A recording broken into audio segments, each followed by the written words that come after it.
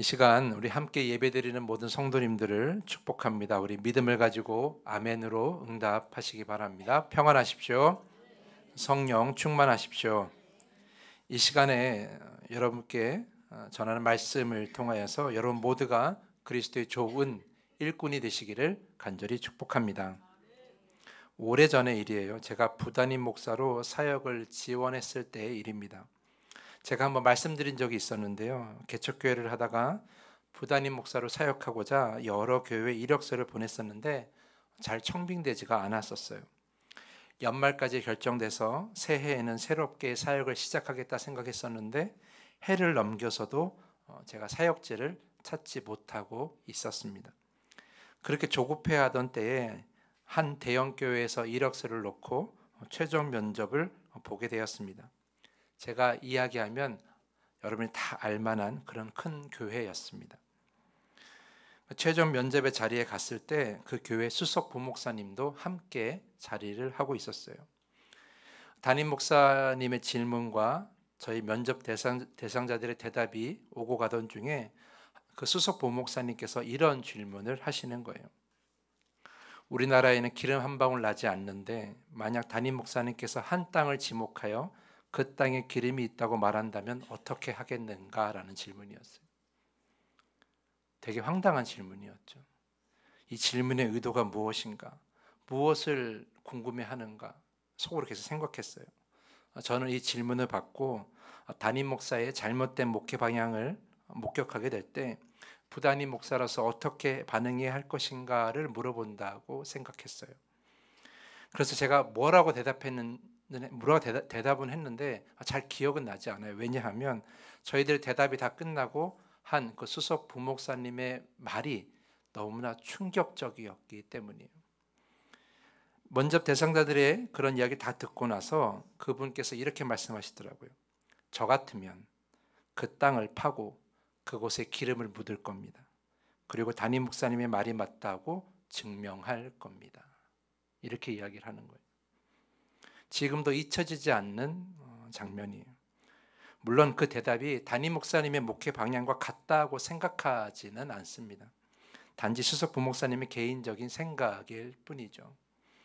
저는 그 대답을 듣고 그 교회에 청빙되지 않은 것이 너무나 다행이라고 생각했어요. 그런 과잉 충성을 할 생각도 없고 할 자신도 없고 그런 과잉 충성이 도움이 될 거라고 생각하지 않기 때문입니다. 사랑하는 성도 여러분, 오늘 본문은 주님께 쓰임받는 일꾼, 그러니까 그리스도의 일꾼에 관한 바울의 가르침입니다. 당시에는 바울처럼 복음을 전하고 교회를 관리하는 사도들에 관한 그런 설명이었어요. 하지만 우리가 지금 이 본문을 우리가 묵상할 때는 모든 교회의 사역자들을 의미한다고 보시면 되는 거예요. 오늘 본문에 나와 있는 말씀처럼 우리는 모두, 저와 여러분은 모두 그리스도의 부르심을 받은 일꾼이기 때문입니다. 많은 목회자들이 이 말씀을 좋아하는 것은 2절 때문이에요. 2절 말씀이 뭐라고 되어 있어요? 그리고 맡은 자들에게 구할 것은 충성이니라. 이 말씀을 인용하면서 교회에서 사역하는 평신도들이 하나님께 충성해야 되고 또한 목회자에게도 충성해야 된다. 목회자의 이야기를 잘 들어야 된다. 잘 따라야 된다. 이런 식으로 말을 많이 하시죠. 하지만 여기서 말하는 충성이라는 단어가 서두에 말씀드린 저의 경험처럼 맹목적이거나 과잉된 충성을 의미하는 것은 결코 아닙니다. 그러니까 이 충성이라는 단어를 오해해서는 안 되고 그렇게 잘못 인용해서도 안 된다라는 거예요. 오늘 2절에 사용된 충성이라는 단어의 헬라어 원어는 피스토스예요. 피스토스. 이 피스토스라는 단어는 믿을 만한이라는 그런 의미도 있지만 사실 신실한이라는 의미도 가지고 있어요. 여러분, 신실한이 어떤 의미예요? 변함이 없다라는 거죠. 늘 같은 모습을 보여주는 거예요. 단지 윗사람의 말만 잘 듣는 그런 따르는 충성이라는 의미가 아니라 어떠한 상황에도 변함이 없는 일꾼의 모습을 보여주는 것, 그것이 바로 오늘 본문에 담기는 충성의 온전한 의미라는 것이죠. 왜냐하면 하나님께서 신실하시기 때문에, 하나님께서 변함이 없으시기 때문에 하나님의 일을 감당하는 우리도 변함이 없어야 하는 것입니다. 그러니까 하나님의 일꾼에게는 신실함은 꼭 가져야 될 모습이라는 것이죠. 그 단어를 우리가 충성이라는 단어로 지금 번역하고 있는 거예요. 그래서 오늘 이 본문 말씀에서 무조건 목회자의 말을 들어라, 하나님의 말씀을 무조건 따라라, 이렇게 이해하기보다는 과연 하나님의 일꾼인 우리가 어떠한 신실함을 가지고 있어야 되는가, 우리가 하나님의 일꾼인 우리가 어떠한 모습이 달라지지 말아야 될 것인가, 하나님의 일을 감당함에 있어 우리가 늘 변하지 않고 가지고 있어야 할 모습이 무엇인가를 우리가 물어야 되는 거예요. 그래야 진정 주님이 기대하시는 충성된 일꾼이 될 수 있는 것이죠. 그렇다면 우리가 오늘 이 본문 안에서 어떠한 변함없는 모습, 주님이 기대하시는 어떠한 충성의 모습 우리가 보여주어야 할 것인가를 한번 살펴볼 텐데요. 그 부분을 세 가지로 볼 거예요. 1절에 나와 있는 세 가지 단어를 주목하면서 세 가지로 한번 살펴보고자 합니다.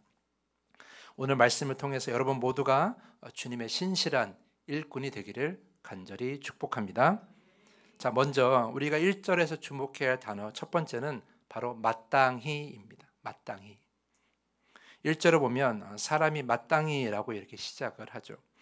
여기서 마땅히라는 헬라어 원어는 후토스입니다. 후토스. 이 후토스는 그러므로, 그런즉, 이와 같이라는 의미의 접속사예요. 그러니까 이 후토스라는 말, 이 마땅히라는 단어를 잘 이해하려면 바로 전 구절을 읽어야 온전히 이해할 수가 있다는 거예요. 자, 한번 읽어볼게요. 고린도전서 3장 마지막 절에 있는 말씀 한번 볼게요. 어떤 말씀이 있습니까? 한번 찾아보실까요? 네, 다 같이 읽어볼게요. 시작. 너희는 그리스도의 것이요 그리스도는 하나님의 것이니라. 아멘. 자, 우리가 왜 그리스도의 일꾼이 되어야 합니까? 우리라는 존재, 저와 여러분이라는 존재가 바로 그리스도의 것이고 또한 하나님의 것이기 때문입니다. 그리스도가 하나님의 것이기 때문에 우리도 그리스도의 것이니 우리는 하나님의 것이 되는 것이죠. 자, 베드로전서 2장 9절에서 사도 베드로는 이렇게 전합니다. 너희는 택하신 족속이요 왕 같은 제사장들이요 거룩한 나라요 그의 소유가 된 백성이라 라고 말이죠. 자, 우리는 누구의 소유예요? 하나님의 소유입니다. 그리스도 예수의 소유입니다. 우리는 주님의 것입니다.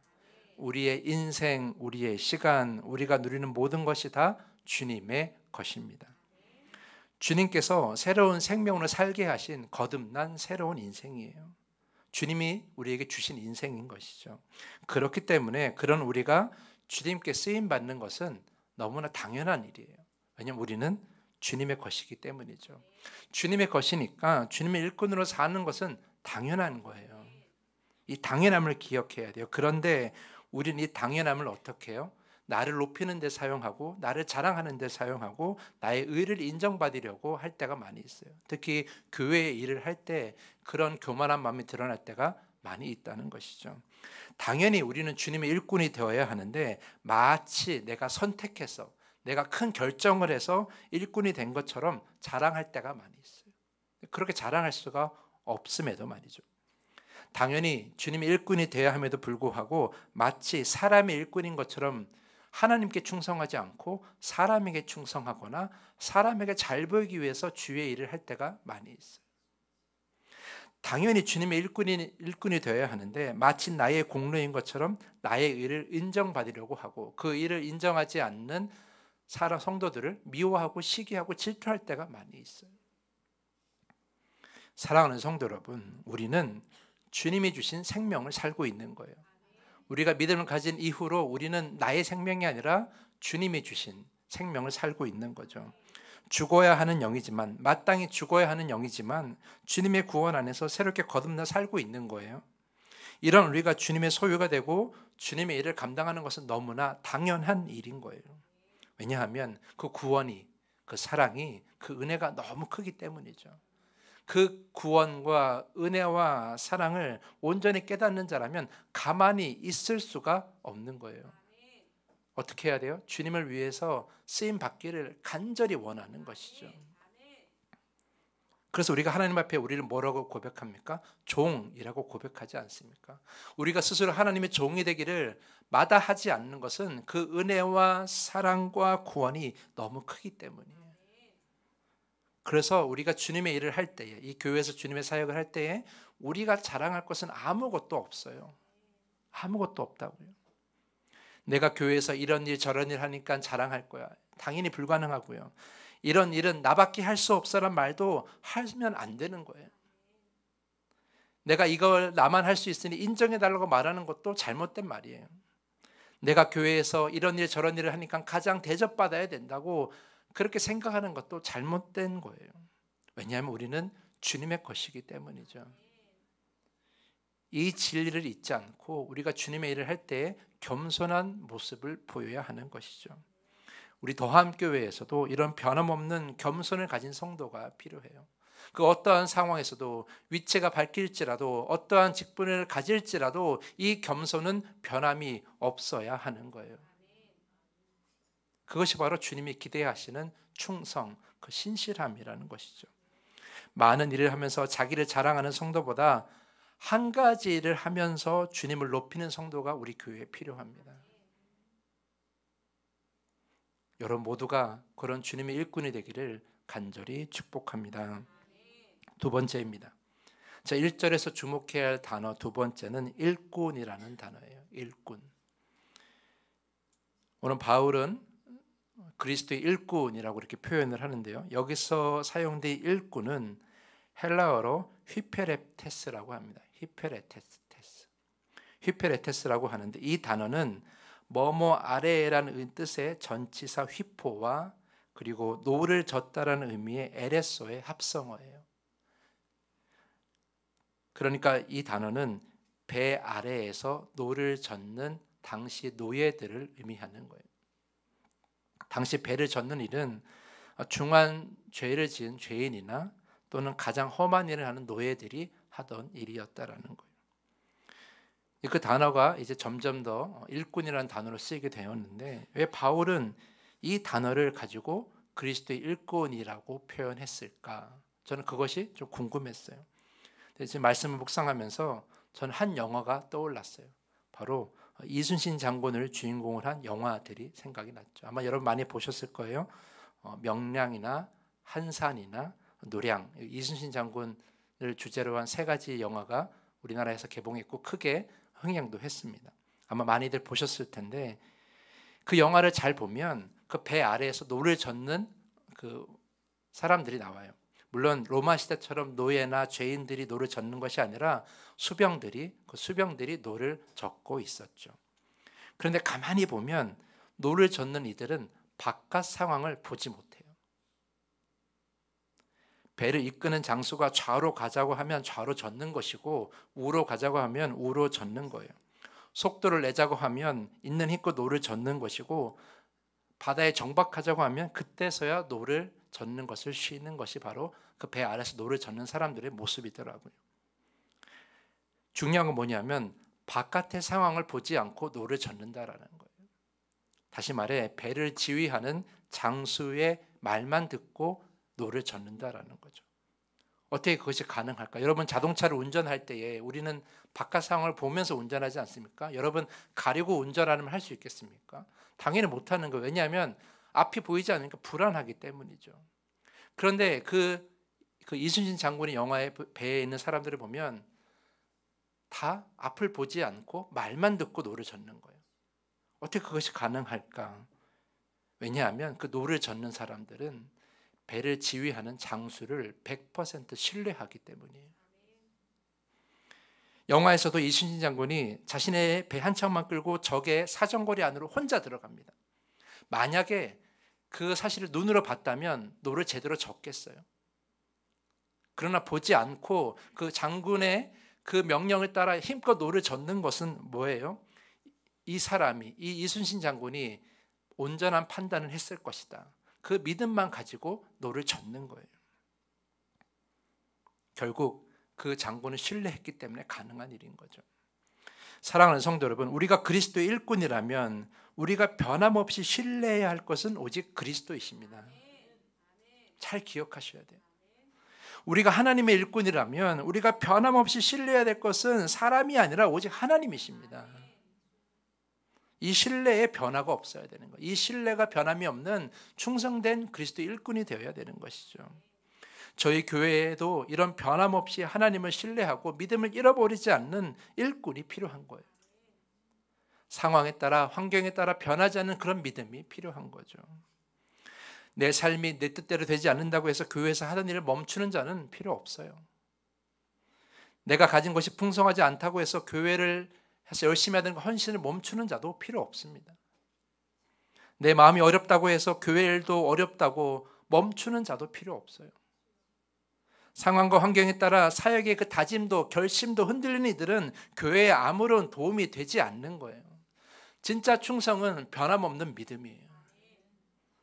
사랑하는 성도 여러분, 주님께서 여러분을 소유 삼아 주시고 여러분을 주님의 것으로 만들어 주신 것은 여러분을 온전히 지켜주시겠다는 약속이에요. 이순신 장군의 명확한 판단으로 배도 지키고 적군도 다 물리치고 배 안에는 노를 젓는 사람들도 다 지켰어요. 영화의 결과가 그렇더라고요. 우리 하나님도 온전하신 판단으로 우리 교회도 지켜주실 것이고 주님의 일꾼들도 지켜주실 거예요. 그러니까 여러분들의 상황에 따라 흔들릴 이유가 없는 거예요. 끝까지 믿음을 가지고 교회의 일에, 하나님 맡기신 일에 최선을 다하시면 되는 거예요. 그러면 여러분의 상황은 변화되게 돼 있어요. 온전함으로 나아가게 되는 거예요. 그 믿음을 늘 지키고 환경이 흔들리지 않으며 주님께 쓰임받기를 늘 기도하시기를 부탁을 드립니다. 그런 주님의 충성된 일꾼이 되셔야 되는 거예요. 그런 신실한 일꾼이 되기를 간절히 축복합니다. 마지막 세 번째입니다.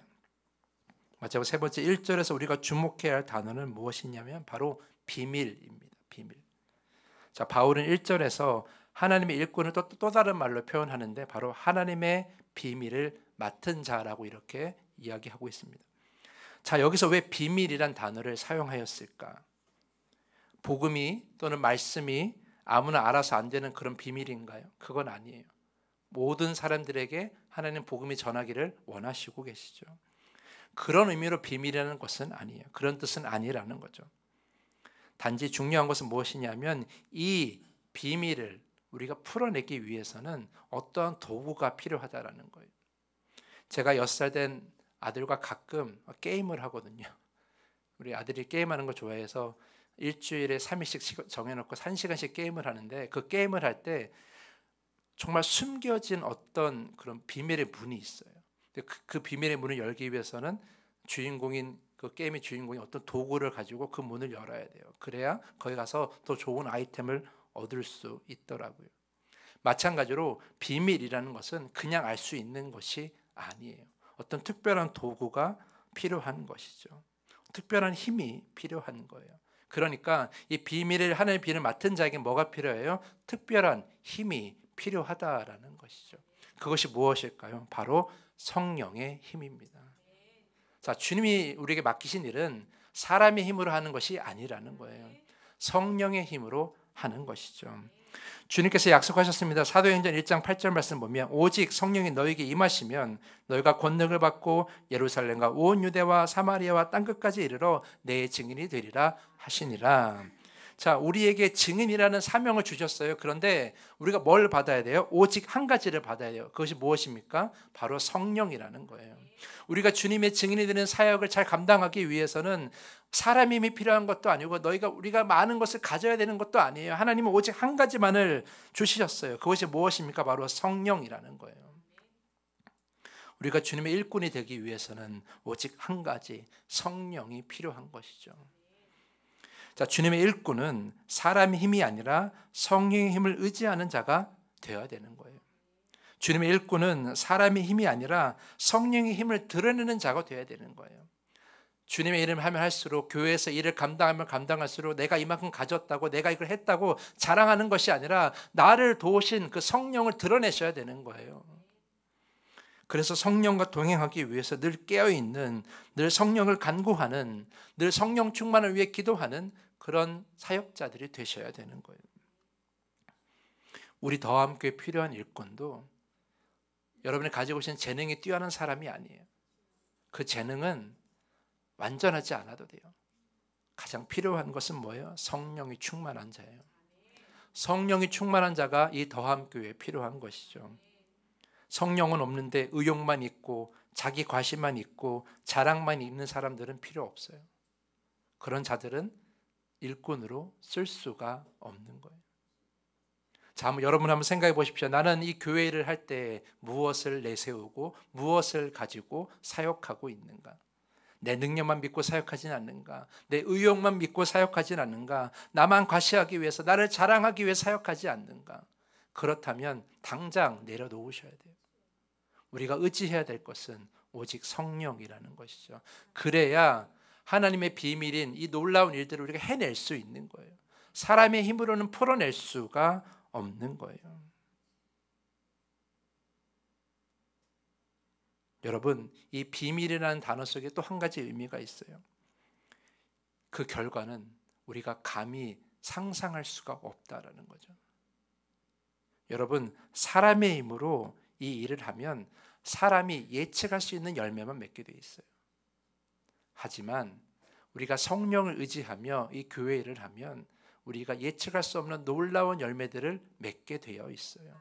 뭐가 더 크겠습니까? 뭐가 더 좋겠습니까? 당연히 하나님이 계획하신, 우리가 상상할 수 없는 그 열매들이 더 좋은 것이겠죠. 우리의 인생에, 우리 교회에 그런 열매들이 맺어지기 위해서는 나의 힘을 의지하는 것이 아니라 성령의 힘을 의지해야 하는 거예요.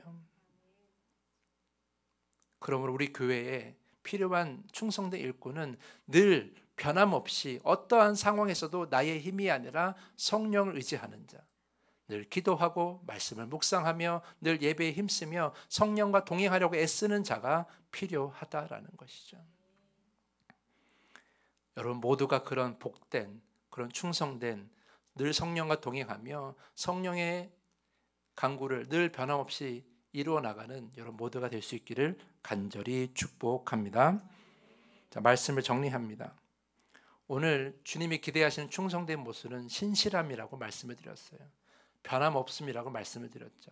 세 가지가 변함없어야 된다고 말씀을 드렸어요. 첫 번째는 변함없는 겸손, 두 번째는 변함없는 믿음, 세 번째는 변함없는 성령 충만이에요.